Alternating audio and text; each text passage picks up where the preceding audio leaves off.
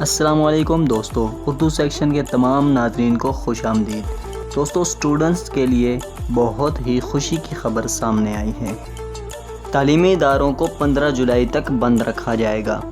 قومی رابطہ کمیٹی کے اجلاس میں اہم فیصلہ۔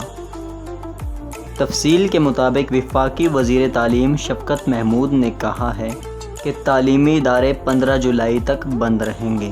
تمام تعلیمی ادارے مزید 1.5 ماہ کے لیے بند کر دیے گئے ہیں۔ بورڈ کے تحت ہونے والے 9ویں، 10ویں، 11ویں اور 12ویں کے امتحانات کینسل کر دیے گئے ہیں۔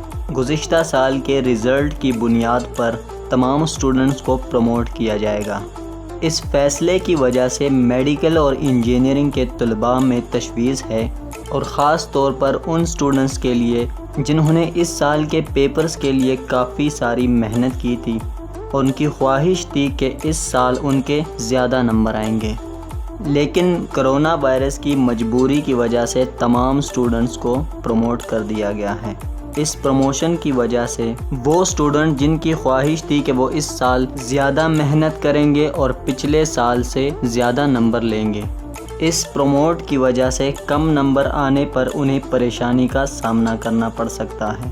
تو ایک طرف تو یہ خوشی کی خبر ہے، جبکہ دوسری طرف ان سٹوڈنٹس کے لیے پریشانی کی خبر ہے جن کی خواہش تھی کہ وہ اس سال زیادہ نمبر لے کر پاس ہوں گے۔